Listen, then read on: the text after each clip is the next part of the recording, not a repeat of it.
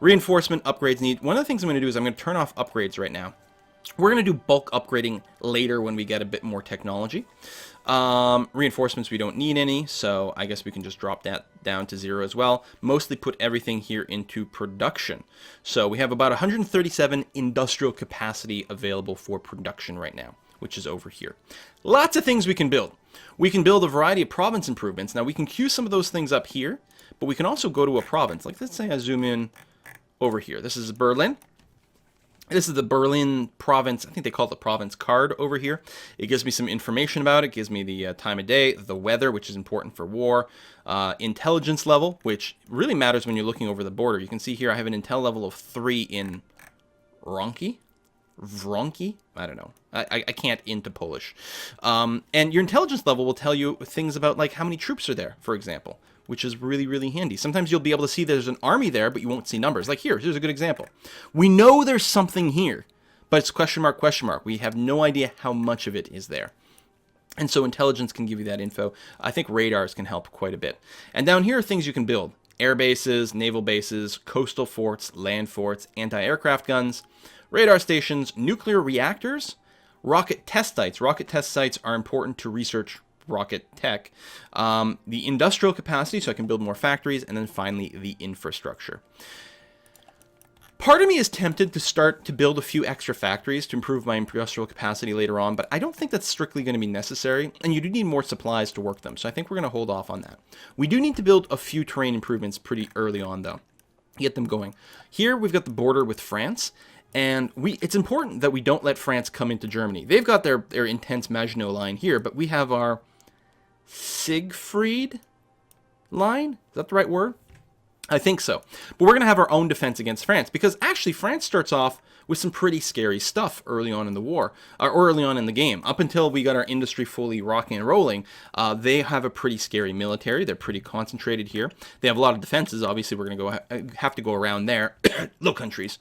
But we're going to want a few defenses, and we're going to want to make sure to hold the line. One of the things, we're going to be doing some stuff over here in the east with Austria and Czechoslovakia. And if we actually don't have enough defenses on the French border, we might find ourselves in a war way earlier than we're ready for. So I'm going to go ahead and just set like one level of land fort in each one of these provinces. There. Queue one up there. And there. They've got the L highlighted here, but I can't. The hotkey does... Oh, it's Shift L! I keep trying to just hit L. That's really easy. Shift L. So we've got a land fort queued up in all of these provinces here. And then we already had some here. You can see the symbol for the land forts. So we've got a nice little barrier here. Good. Now those did get added to my queue over here. Fine. Excellent. What else do we need? So I don't know if I'm going to build any air bases. I don't know if I have to build any naval bases. I think we're good there. One thing that might be worth checking, one of these map modes is the infrastructure map mode right here. And some of our provinces over on the east and this border don't have full infrastructure. They don't have all their roads, for example. And that might be something that is worth leveling up. It's possible. Just to bring that to the top. We'll leave it out. We'll just focus on building military units, but it's possible we'd actually want more infrastructure there, which would increase the speed that they can move, that our units can move, and also increase the rate at which supplies flow. There's a supply map mode here. Right here. And we can see like provinces that produce supply, how the supply flows, all that. We're not going to really deal with this. We shouldn't have to be concerned with, but it is important to note that units can get cut off. So let's say I had some units here. Or, better yet, let's say France had a bunch of units here, and then we came around behind and just cut a big line down here. We'd cut off all their units from the supply. They'd quickly run out of food, they'd run out of fuel, they'd run out of bullets, and they'd have to give up. They wouldn't be able to fight properly. And so that becomes very important. If that's too complicated for you, you can turn on an arcade mode in this game, where supplies just transition automagically, but I don't know, it's fine. So we won't worry about the supply. We're just going to turn on some production here. We're going to start building some units. Now, do I talk about theaters yet? Soon. See, we haven't even paused the game yet. We got lots of work to do. We're just going to manually build some units. We're going to set up some more infantry divisions and some light tank divisions. So, we can click on the division button over here to build the division. So, the smallest sort of unit that you're going to be moving around the map over here, like this, right? I can right-click and tell them to move places. Is generally going to be a division. Technically, there's brigades underneath there, and technically it's possible to have a one brigade just on its own that sort of moves like a division, but that doesn't tend to be the way things work.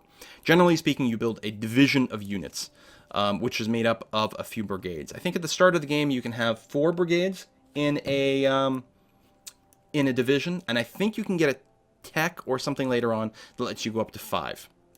I think that's true. Might be getting confused. And here are divisions over here. So these are all the brigades that we can add to a division, and here are all our pre-made divisions. So for example, if we just look at this infantry division here, you can how do you rename these? I thought there was a way to do it. I'm not sure. This infantry division has 3 brigades of infantry. And if we were to build this division, that's what we would get. We can change it though. We can say, listen, infantry is good and all, but why don't we throw in a little bit of artillery at this point? So now we've got 3 brigades of infantry backed by artillery, which is pretty good. Artillery gives you basically a lot more punching power, which is nice. Also, there's something called a combined arm bonus, which is right over here. If you've got a division that is a mix of units, you will get a bigger bonus. For example, let's say I take out one of these infantry and replace it with an engineer. Now I have a 10% combined arms bonus. Now, adding a second artillery wouldn't help. The first artillery gave me a 5% bonus. The second one doesn't do anything. So I don't know if we want the engineer or not. Engineers are interesting. They let you, they cross rivers faster. They give you a dig-in bonus for defense, like that sort of thing. I think we'll just keep it simple. We're just going to go with triple infantry plus 1 artillery. And I'm going to hit save. So now my infantry 1936 has been updated to this design, for example. My Panzer division is 2 light armor plus a motorized infantry. I think that's pretty good. We could put in some motorized anti-air, but I don't think we're going to do that. It would be nice to have artillery in this, but this artillery would slow us down quite a bit. Where's the speed? Oh, right here. So this is our speed here, kilometers per hour. This division can move as an average over the course of a day at a speed of 8.1 kilometers per hour. The speeds are sort of fudged for this game. If I threw in some artillery, it would get halved down to 4, because you can only move at the speed of your slowest brigade. So that would be quite poor. So later on we'll get self-propelled artillery, which we can put in here without slowing us down very much. That'll be very nice. So I think I'm going to leave the light panzers here as is, but we're going to start up some production of both. So our infantry, we're going to start like a parallel run of... I don't know, we're going to get like 10 of them going on. We could also run them in serial. Parallel is fun. So serial means one after the other. Parallel means simultaneously, although they will get queued.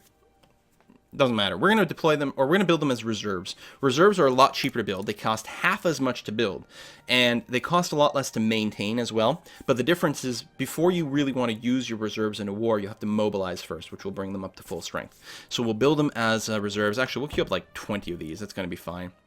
We're going to start the production. And you can see here, they've all been queued up. And then we're going to do the same thing with our light panzers. We'll only build 10 of those, and again, as reserves. So we're going to queue everything up. And you can see here, now we've actually queued up 270 production worth of stuff, even though we have a 137 in the tank. And that's okay. So some of this stuff is just going to sit in the queue and not be there.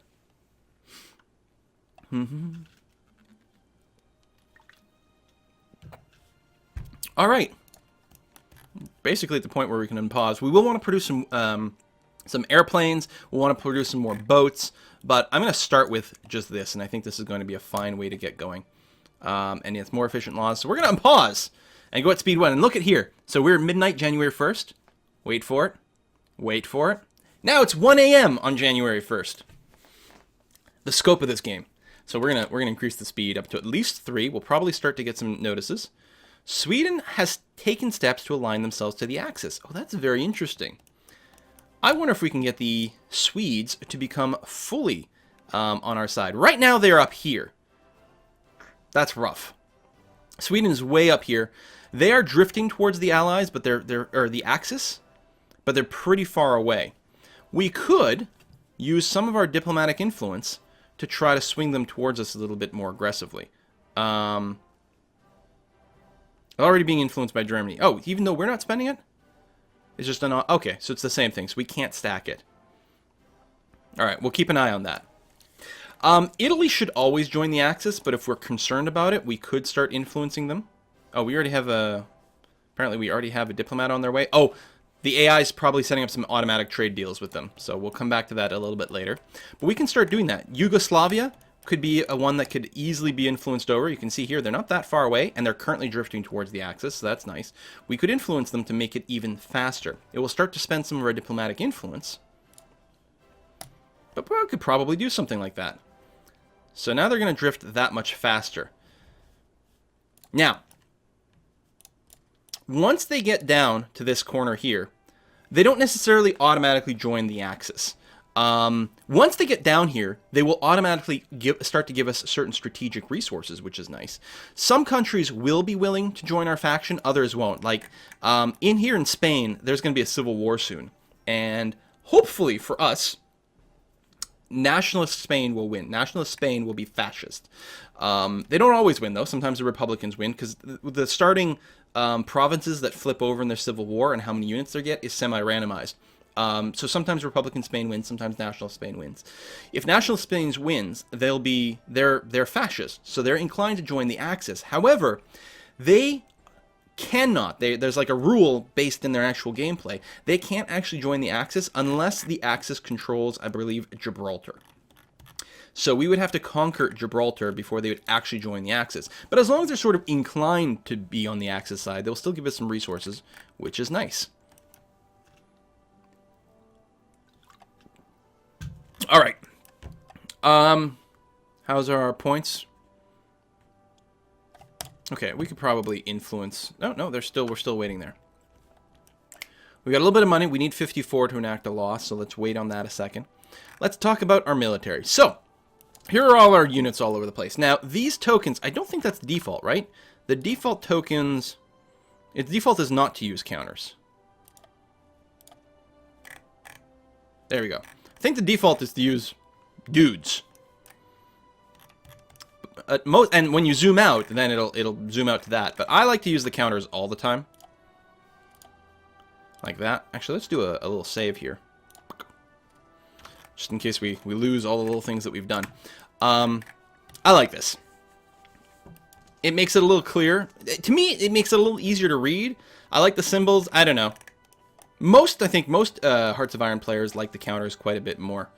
We'll see. So, what can you tell at a glance from looking at these bad boys? Well, at the top of the box, the X's tell you the size of this group of dudes. So the 2 X's is our division, which is your normal baseline units. Again, these are made up of brigades, which have a single X. And if you split off a single brigade, then yeah, but let's ignore that. So this is a division. This is a corps, an army corps, the 3 X's. That would normally be under an actual army, which has a set of 4. This one is not. We might create our own structure over here. Actually, let's go ahead and do that. We're going to go, we're going to go and attach this. So this is a corps. Above it is an army. Above that is an army group.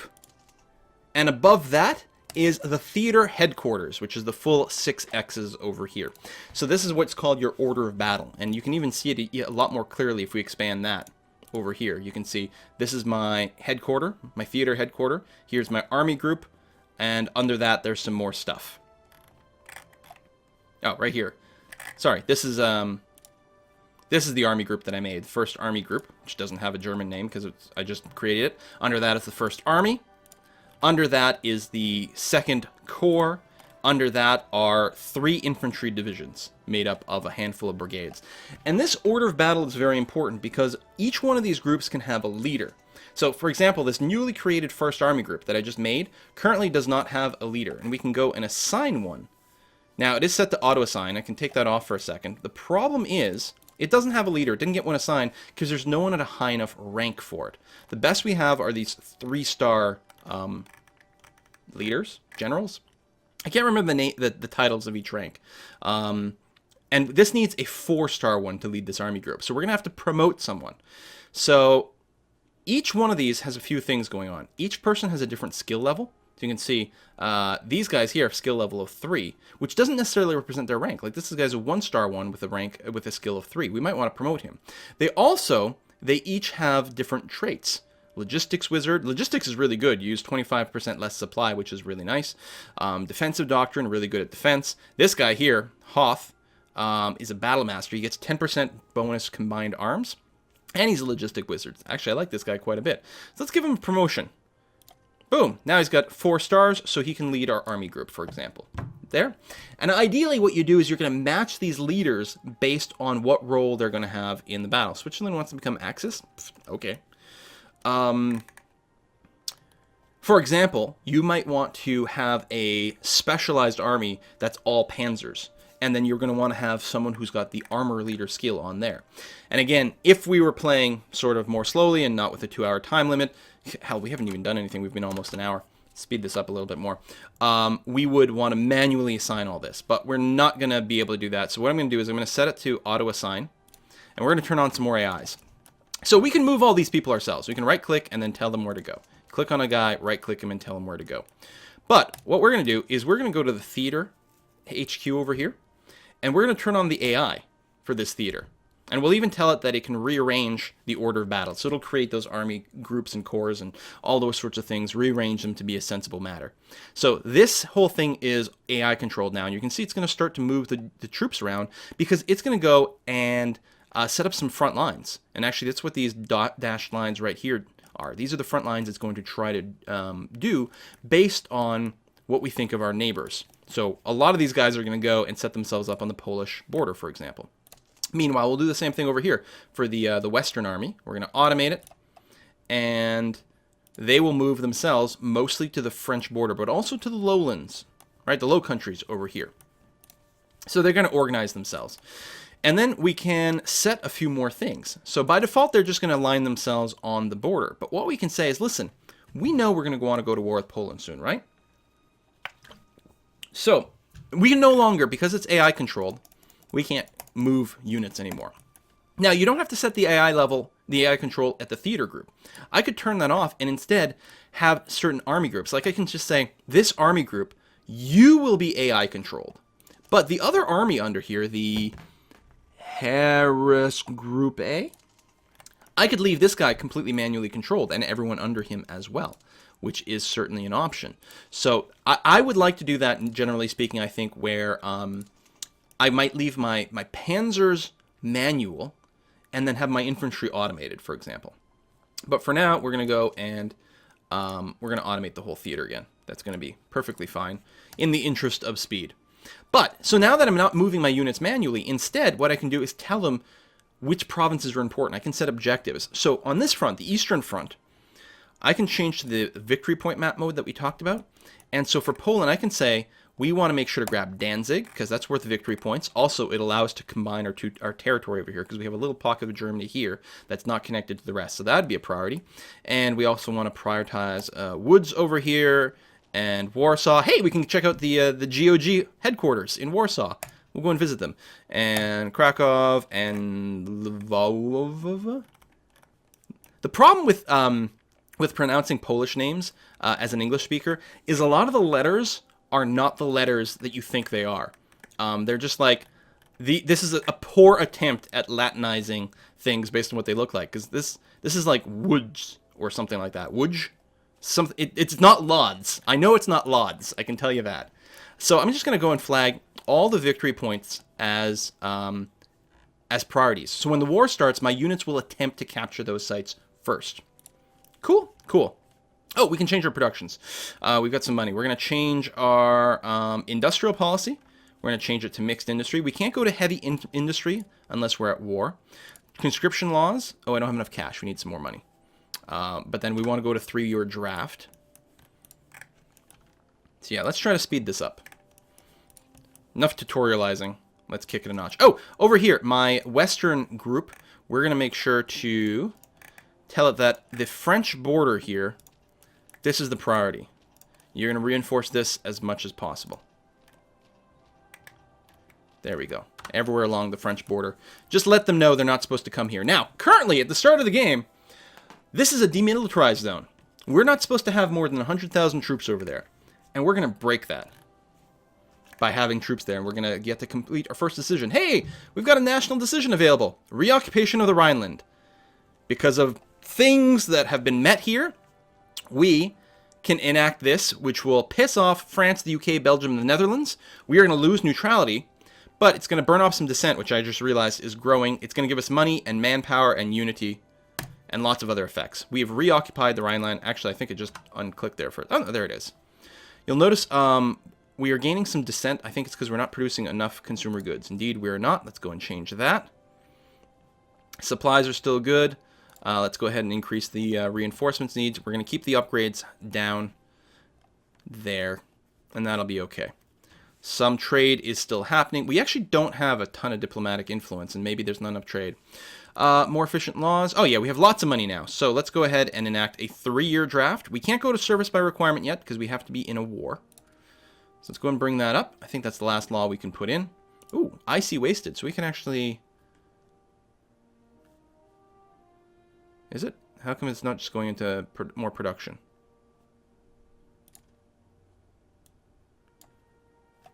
There we go. And now we have units available to deploy.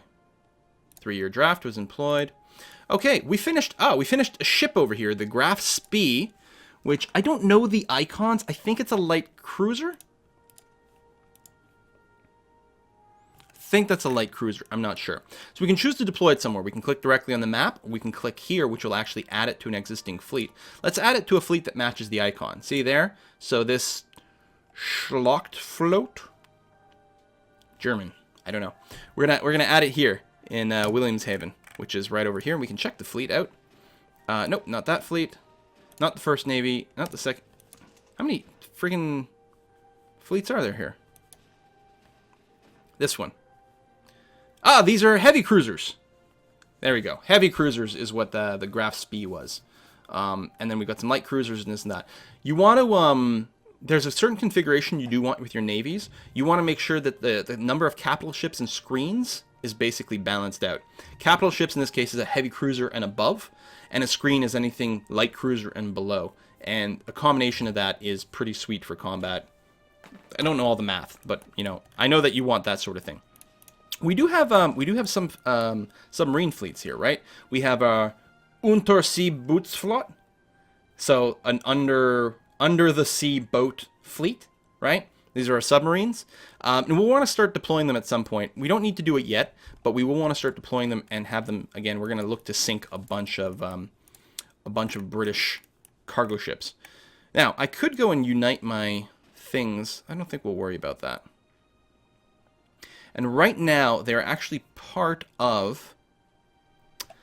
They are part of a theater, and I don't think I want that. They're part of the Western theater. I think I'm going to split them off, and I'm going to have my submarine fleets do their own thing. So let me do that, and actually, I'm going to send you over to... I'm going to rebase you over there. And same thing here. We're going to take this sub-fleet, led by Assman. Commander Assman! We're going to pull you out of there, and then we've got some more fleets here. A reserve fleet. Is that all there is? It is. Okay. So we'll get all the subs in one place.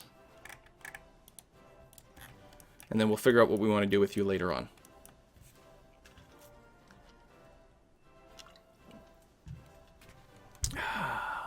Is it time to go to max speed? I think it is. Let's try to at least, you know, get some war declarations going on here. Bum, bum, bum. Now, one thing I can do in production... Now, next time, when the first infantry shows up, we can deploy it... Well, actually, I'll wait until the first few get going. But I'm going to want to take on automatic deployment at some point. You'll also notice down here, these are my two theaters, right? The Order of Battle West. I don't know what the OB stands for. And another one. So this is the western one is the front against France. And this one here is the front against Poland. And they are each requesting a certain number of troops be built. So they want some garrisons. They want 6 garrisons, 12 infantry, 1 interceptor, 10 light armor, 7 motorized infantry, and 1 transport ship. Ooh, we're getting some pop-ups over here. Whoa! Finland has canceled the trade agreement. Okay. I actually don't care about those. I can probably turn that off. Italy has puppeted Ethiopia. So that's right down here. Sometimes they puppet, sometimes they annex. Turkey, you know what? We're gonna turn off the pop-up for canceled trade agreements. Since we're automating the trade, I don't particularly care when that things happens.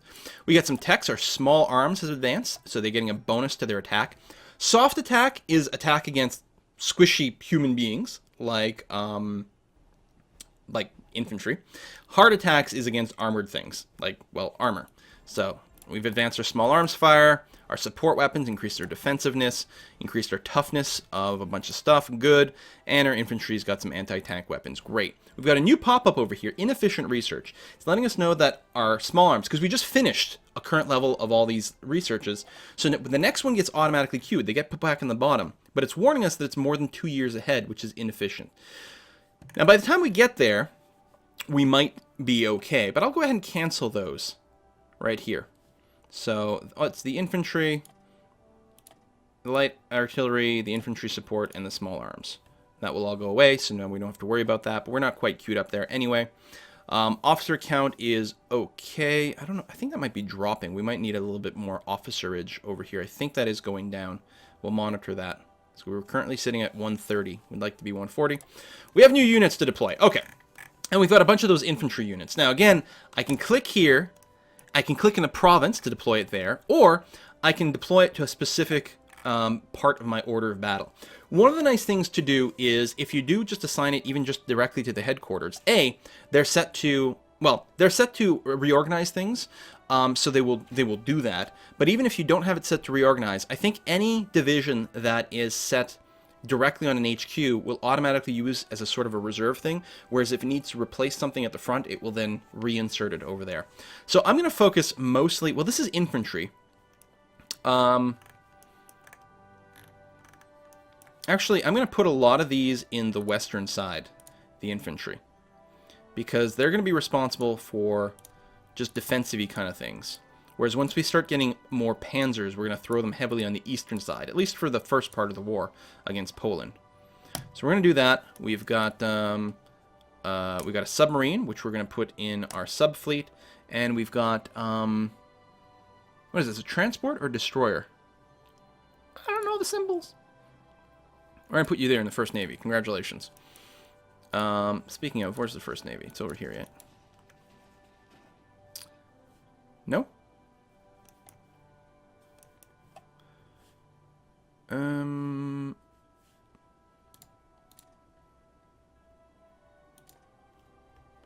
First Navy. Oh, it's there! There's another port. I missed that one. Those are destroyers. Okay. Shrink this back down. Thank you very much. We've got... Oh, yes, and we've got our subs that are not part of any group currently. And we're just going to leave them there for now.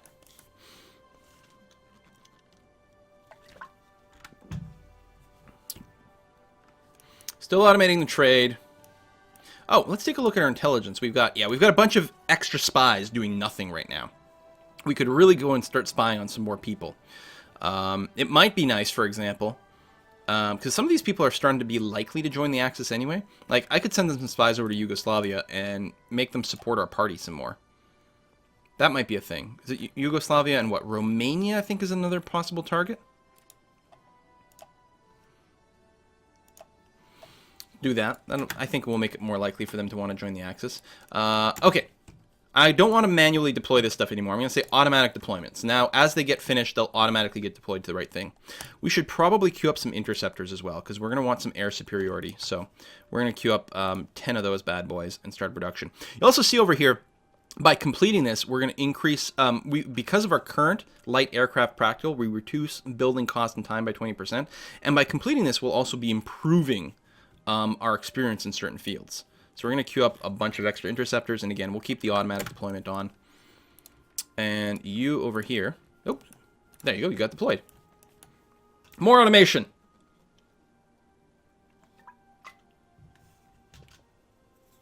Bum, bum, bum, bum, bum, bum. Maximum speed. At maximum speed, we do go very quickly. There we go. A bunch of things are being attached. You're going to see people move around quite a bit here. And the priority will be this line. The Western Army will keep some troops over here on this border as well. Ooh, light tank guns. Nice. And inefficient research. That's okay. I'm going to keep the next line of tank techs in queue because one, it's not going to be that long before it's not that far ahead, and two, we really want to get to level 3 in all these fields so we can unlock the self-propelled artillery. That's going to be very important for us. Oh, we can research the marine infantry. Let's do that. And we'll put you just above the light tank guns. We're also going to really want the Arctic warfare equipment and mountain warfare equipment, which will give us a bonus to all our troops in mountains or in Arctic territory, which might come in handy at some point. I don't know. I don't know if we're ever going to fight in sort of like Arctic-y kind of territory, but it could happen. Light tank engine, yay. Light tank reliability. Submarine hull advancement, great. Militia support, excellent. And apparently we're wasting IC. Tell you what I'm going to do here for industrial capacity, I'm going to tell it to prioritize production. That way it'll keep feeding stuff back in there. We can also drop down our consumer goods. Supplies. I don't know why it stopped building any supplies. There we go. Lock that in there. Still no upgrades. We do want a little bit of reinforcements. Again, things like just changed a bit. We want just a few reinforcements. We'll go a little harder core later on. There we go. And then lock that in.